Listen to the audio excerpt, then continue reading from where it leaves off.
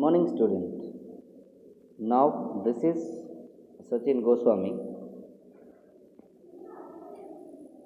You can see here the new videos of the chapter 5 SS.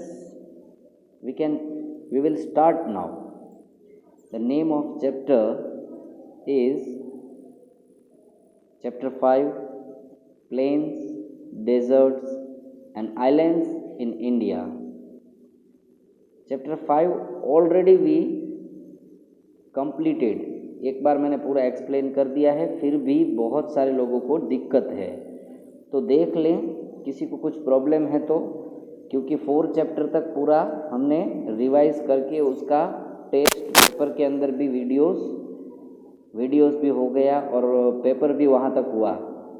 Planes, desert and islands in India, this is the chapter 5. We can see here the northern plains, our physical division of India. We divided see the northern plain, the Thar desert, the coastal plains and the islands. Like our body is divided into the different parts, middle part, upper part. Like seen here, our India is also divided into different parts, अलग अलग तरीके की land है और पूरी land का different हमारा importance है. हमारी बॉडी में भी ऐसा ही होता है ना, जैसे हाथ से खाना खाने का उसका इम्पोर्टेंट है. कोई भी पार्ट ऐसा नहीं बोल सकता कि मैं सबसे ज़्यादा इम्पोर्टेंट हूँ. All the parts are important on their places. जहाँ वो है वहाँ उसकी बहुत इम्पोर्टेंट है. ये पूरा when you are going through this, तो आपको पूरा इंडिया के बारे में पता चलेगा, कहाँ पे कैसी लैंड है, कौन से स्टेट में क्या हो सकता है. बिजनेस करने के लिए भी लोग को पहले ये सारी चीज़ें देखनी पड़ती है, फिजिकल डिवीज़न, कि मुझे यहाँ पे मूंगफली का बिजनेस करना है लेकिन मूंगफली यहाँ ग्रो ही नहीं हो रही है, तो मुझे कितना सारा महंगा पड़ेगा. बाहर से मूंगफली मंगाने के लिए ट्रांसपोर्ट कितना सारा लगेगा, सब कॉस्टली हो जाएगा ना. इसीलिए देखो, आप जैसे ऊपर कहीं पे हम पर्वत पे जाते हैं, हिल स्टेशन पे आप घूमने जाते हैं, आप देखते होंगे कि वहाँ पे जो सारी चीज़ें हैं दैट्स वेरी कॉस्टली. क्यों कॉस्टली होती है? Y?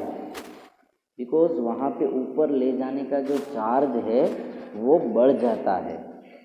It should be high, तो हमें वो हाई प्राइस हो जाता है. इसके लिए कोई भी बिजनेसमैन है, कोई फैक्ट्री लगेगी, वो सारा फिजिकल डिवीज़न है उसको चेक करेगा. जैसे कि सबसे पहला जो है नॉर्दर्न प्लेन्स.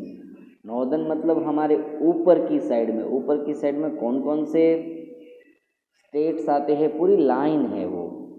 जम्मू कश्मीर से लेके उधर पूरा उत्तरांचल, जम्मू कश्मीर, ये सारे स्टेट्स ऊपर, Punjab, Haryana, this all are in the northern. अब वहाँ पे 2 चीज़ें हैं. वहाँ रिवर बेसिन की बात की है कि गंगा का बेसिन, मतलब गंगा जहाँ से निकलती है और बहती है उसके आसपास का area Ganga basin.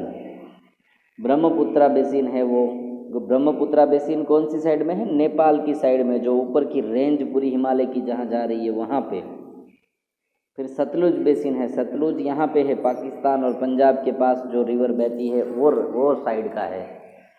Basin means the area from where, जहाँ से गंगा या ब्रह्मपुत्रा या ये जो बहती है उसके आसपास का एरिया कैसा है, उसकी हेल्प कितनी मिलती है. This all the things will cover in this topic. फिर वहाँ के लोगों की लाइफ कैसी है, नॉर्दर्न प्लेन्स के लोगों की लाइफ. तो इम्पोर्टेंट सिटीज़ आर लोकेटेड. वहाँ पे कुछ इम्पोर्टेंट सिटीज़ है, जैसे आपको सबको पता है शिमला, मनाली, ये सारी इम्पोर्टेंट सिटीज़ है वहाँ की. पंजाब में Amritsar. Food crops are grown. वहाँ की लाइफ में कौन कौन से फूड क्रॉप्स है वो ग्रो होते हैं. Harvest festivals are celebrate. वहाँ पे हार्वेस्ट फेस्टिवल पंजाब में बहुत ही फेमस तरीके से मनाया जाता है. हार्वेस्ट फेस्टिवल वहाँ पे ज़्यादातर वीट की ग्रोइंग होती है और उसका जो हार्वेस्टिंग है, कटिंग का जो टाइम आता है इतना अच्छी तरह से सेलिब्रेट किया जाता है, जैसे हम यहाँ दिवाली सेलिब्रेट करते हैं, वो लोग वहाँ उसको एंजॉय करके कट करते हैं, पूरा जो फसल है उसको। बहुत ही अच्छा स्टेट है पंजाब। ऐसे ही दूसरा हम थोड़ा टॉपिक आगे देखते हैं, the Thar desert. Almost no rainfall, water from canals, यहाँ पे कुछ भी नहीं है थार डेजर्ट में, ना रेनफॉल ज़्यादा होता है, कोई कैनाल से वहाँ पे वाटर भी नहीं आता है। Sand dunes and oasis, sand dunes मतलब बड़े बड़े मिट्टी के रेत के ढेर लगे हुए, ओएसिस मतलब हमको दूर से ऐसा लगता है कि यहाँ पे पानी है लेकिन होता नहीं है। ऐसा तो वहाँ पे डेजर्ट है ना, तो हमको हर जगह पे ऐसा दिखाई दे रहा है, हाँ बस अब थोड़ी देर दूर हमको पानी दिख रहा है, लेकिन वहाँ होता नहीं है पानी।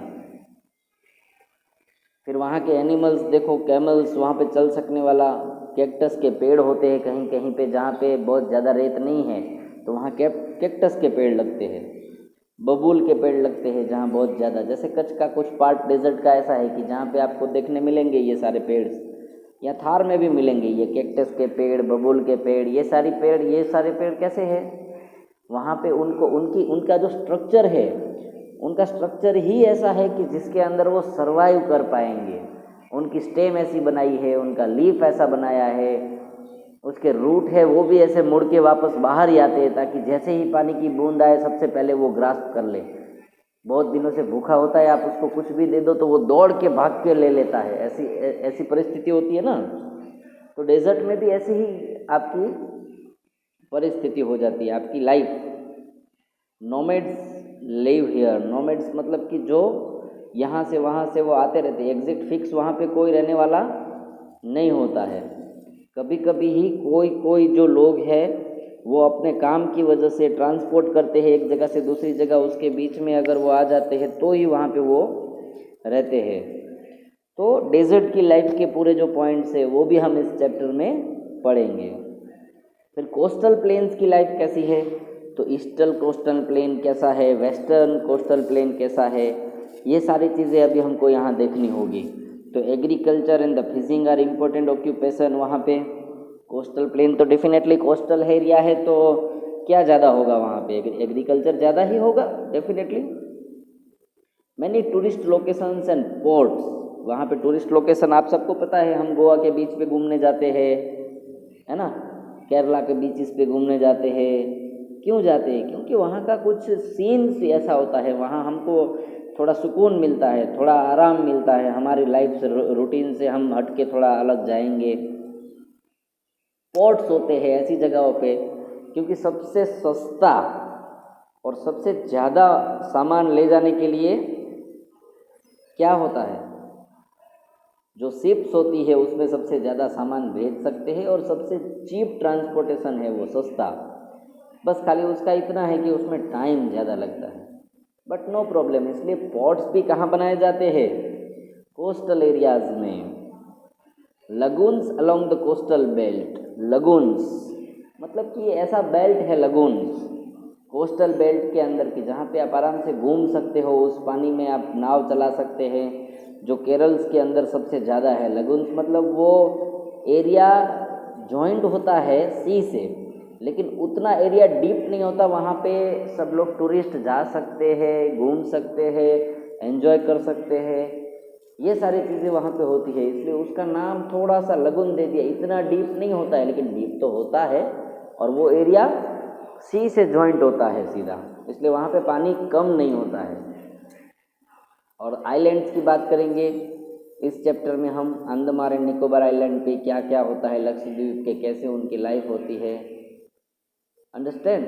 सो in this we will continue this all the topics, understand all of you, any doubt? Okay, हम कंटिन्यू करेंगे इसको, बराबर।